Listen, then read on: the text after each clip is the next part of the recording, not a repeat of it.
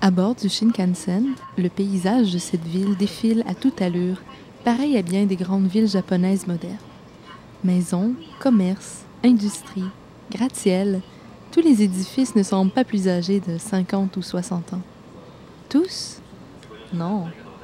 Seul le palais d'exposition préfectural a survécu au premier bombardement atomique de l'histoire sur une population civile, comme pour témoigner de l'horreur qui s'est produite à Hiroshima.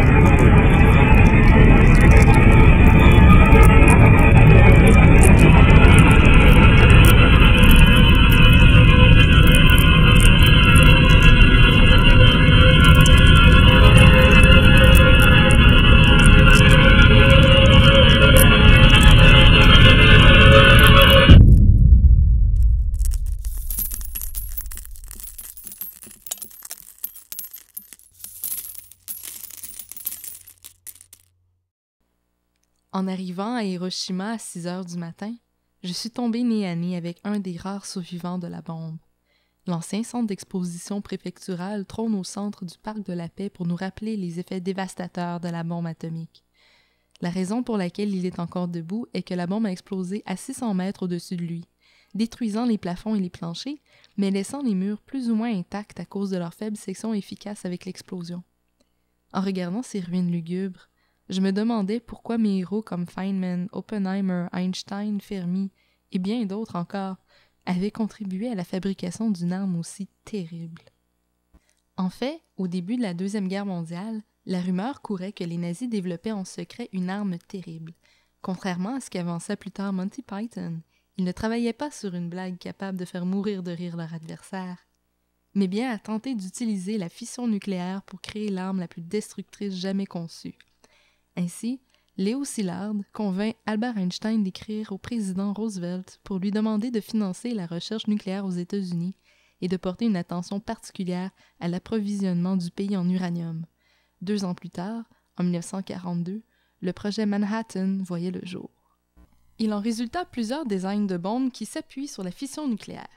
La fission nucléaire est le phénomène qui se produit lorsqu'un neutron frappe le noyau d'un atome lourd, comme l'uranium-235, et le divise en plusieurs nucléides plus légers. Cette réaction nucléaire se traduit aussi par l'émission de neutrons et un dégagement d'énergie très important, de l'ordre de 200 mégaélectronvolts.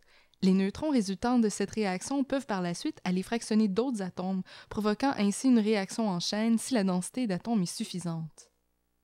Little Boy, la bombe qui a été larguée sur Hiroshima, utilisait un design de type canon. 64 kg d'uranium enrichi étaient séparés en 2 masses sous-critiques, une servant de cible et l'autre de projectile. Des explosifs traditionnels propulsaient la masse projectile sur la masse cible, ce qui créa une masse critique qui dégagea assez d'énergie pour raser plusieurs kilomètres carrés de la ville et tuer 140 000 personnes. La décision de lancer les bombes sur le Japon fut prise par le président américain Harry Truman, qui d'ailleurs n'a jamais été élu président. Il a simplement succédé à Roosevelt à sa mort. De plus, le projet Manhattan avait englouti près de 2 milliards de dollars et il fallait justifier ses dépenses. Au moment où la première bombe atomique a été testée dans le désert du Nouveau-Mexique, l'Allemagne nazie était déjà vaincue. Il fallait donc trouver une autre cible pour démontrer la puissance de la bombe atomique. Le Japon était tout indiqué car il donnait beaucoup de fil à retordre aux Américains, surtout depuis l'attaque de Pearl Harbor. Les scientifiques qui ont conçu cette arme d'une puissance sans précédent ont recommandé au gouvernement américain de faire une démonstration de sa force dans une zone inhabitée, afin d'avertir les Japonais de l'enfer qui s'abattrait sur eux s'ils ne capitulaient pas. Mais le gouvernement a décidé de tout de même bombarder Hiroshima, une ville pleine de civils, à 8h15 du matin, alors que les enfants étaient tous sur le chemin de l'école. Pour ainsi dire, ce sont les dirigeants qui financent la recherche qui ont le mot final sur son utilisation, et non pas les physiciens qui l'ont accompli.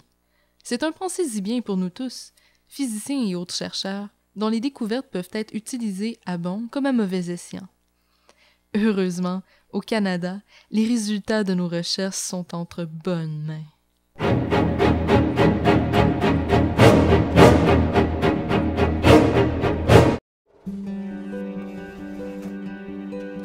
La flamme de la paix de Hiroshima brûle pour nous rappeler l'effet dévastateur des bombes atomiques. Elle sera éteinte le jour où toutes les armes nucléaires auront été anéanties. Pour tout ce qu'il y a de vivant et de beau sur notre planète et qui ne mérite pas d'être anéanti stupidement par les humains qui font une course à l'armement, il me semble que ce serait le temps qu'on le fasse.